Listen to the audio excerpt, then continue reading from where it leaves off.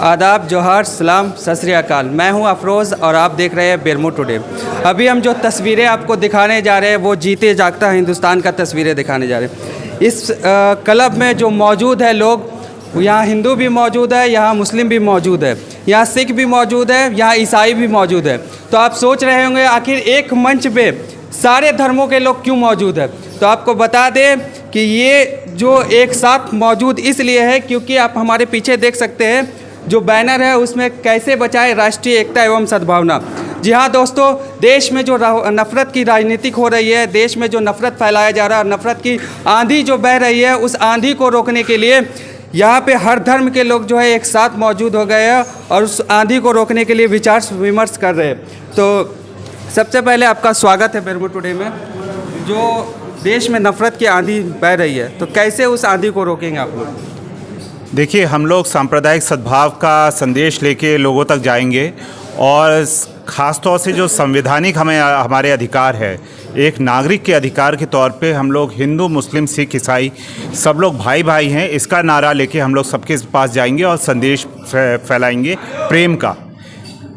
साझी शहादत, साझी विरासत, साझी शहादत, साझी विरासत जो हमारे इतिहास का मूल स्रोत रहा है, माने हमारा जो भारतीय संघर्ष है उसमें हम लोग सारे समुदाय एक साथ मिल के रहे हैं, उसी परंपरा को हम लोग आगे बढ़ाएंगे और उसी की बातचीत हम लोग लोगों से करेंगे।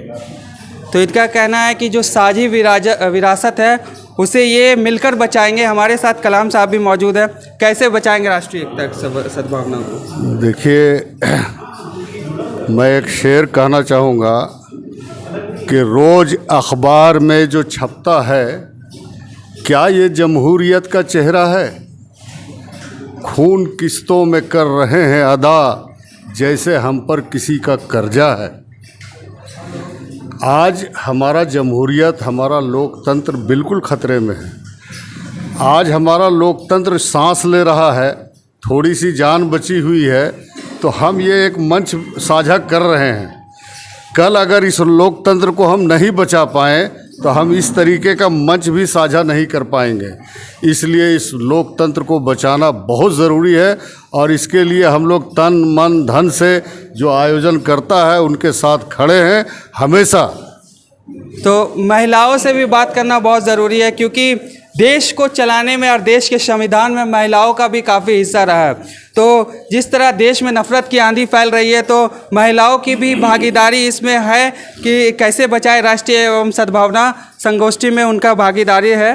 तो उनसे बात करते हैं। सबसे पहले मैम, आपका बेरमो टुडे में स्वागत है। धन्यवाद आपका। कैसे जो अभी देश में नफ़रत की आंधी बह रही है, कैसे उसे आप रोकेंगे? सबसे पहले आपने महिलाओं की चर्चा की, तो मैं कहना चाहूँगी कि महिलाएं प्रेम, सद्भावना, सहिष्णुता और धैर्य के लिए जानी जाती हैं। इनमें अपार धैर्य है, अचूक प्रेम है, विस्तार है, ये दे सकती हैं दूर तक। तो ये चाहेंगी कि अधिक से अधिक महिलाओं को, समाज के लोग, सभी धर्मों के लोगों को एक साथ केवल किसी मंच पे ही ना लाया जाए। जितने लोकाचार हैं, व्यवहार में जो पर्व त्यौहार जो भी आते हैं, ये अधिक से अधिक सब सम्मिलित रूप से मनाएं, तो शायद भाईचारा ज़्यादा फैलेगा और लोग एक दूसरे के ज़्यादा नज़दीक आएंगे, तो दूरियां अपने आप मिटेंगी, नफरत अपने आप ख़त्म हो जाएगा। बहुत बहुत धन्यवाद। तो आपको बता दें कि ये प्रिंसिपल है और भी कई लोग यहाँ मौजूद हैं जो शिक्षा से ताल्लुक़ रखते हैं। जैसा कि देश में अभी जो कहा जा रहा है, जो बोला जा रहा है, जो सोशल मीडिया में आ रहा है, लोग उसे सच मान लेते हैं। तो हमारे साथ एक और प्रिंसिपल साहब मौजूद है, उनसे बात करते हैं। सबसे पहले बेरमो टुडे में आपका स्वागत है आपका। और जो आंधी नफ़रत की बह रही है, जो आंधी नफ़रत की बह रही है, उसे कैसे आप रोकेंगे? कोई भी घटना बिना कारण का नहीं घटती है। जिन कारणों से ये परिस्थितियाँ बनी है, उन कारणों के सकारात्मक और नकारात्मक पहलू को अपने आसपास पड़ोस में ले जा कर के उनको समझाना है कि इसका सकारात्मक पहलू क्या है, इसका नकारात्मक पहलू क्या है, क्यों ऐसी परिस्थितियाँ बनाई जा रही है और क्यों बन रही है, और इसको कहाँ तक ले जाना है, इससे समाज को, देश को क्या हानि लाभ होगा, इन सब कारणों पर समझाना होगा। क्योंकि कुछ ऐसे लोग हो जो बहकावे में आ कर के गलत चीज़ें करते हैं, सोशल मीडिया में डाल देते हैं, कहीं कहीं भाषण में बोल देते हैं, जिससे कि नफ़रत फैलता है। और नफ़रत कभी भी अच्छा होता नहीं है समाज के लिए, हमेशा वो विषकारी होती है और हमेशा वो हानिकारक होती है, समाज की एकता को भंग करने वाली होती है। नफ़रत किसी भी रूप में अच्छा नहीं होती है। जिन कारणों आप यहाँ पे हमारे साथ जो है कई संगीतकार भी मौजूद हैं, तो उनसे भी बात करेंगे। पहले कुछ शब्द ले लेते हैं कि जो जैसे कि अभी देश में जो है अगर चुनाव जीतना है, सत्ता में खुद को काबिज करना है, तो वहाँ पे जो है जाति और धर्म सबसे पहले रखा जाता है और जाति और धर्म को लेकर ही राजनीति की जाती है। और वर्तमान समय में ऐसे कई उदाहरण हैं, इस पर क्या कहेंगे?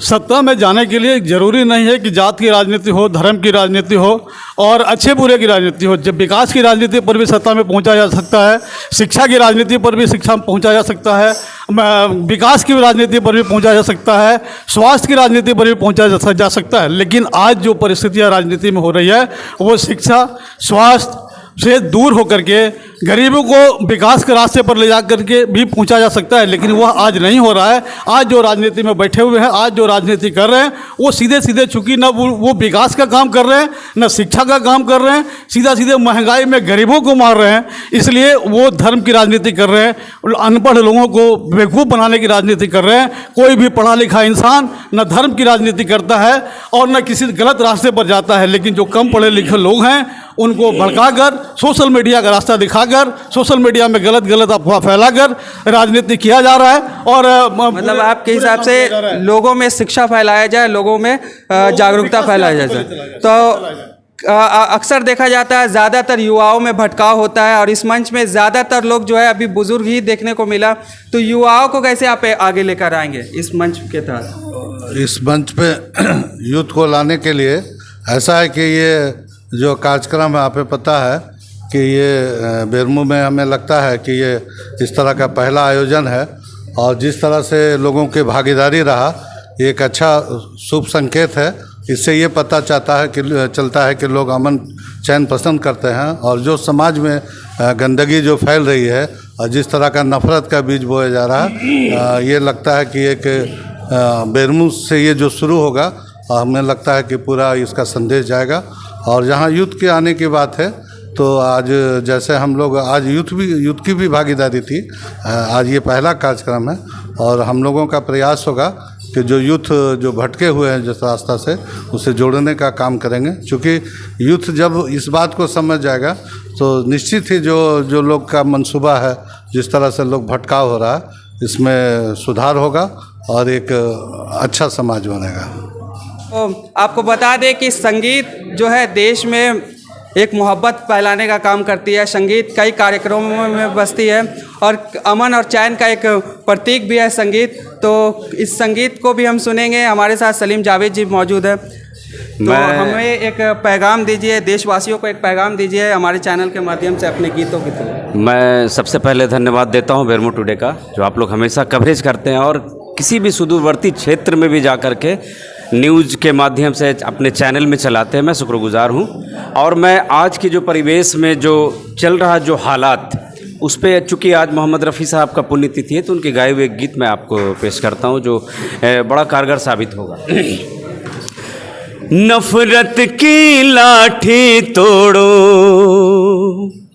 लालच का खंजर फेंको,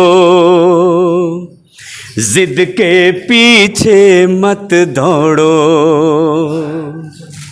तुम प्रेम के पंछी हो देश प्रेमियों, आपस में प्रेम करो देश प्रेमियों, मेरे देश प्रेमियों, आपस में प्रेम करो देश प्रेमियों।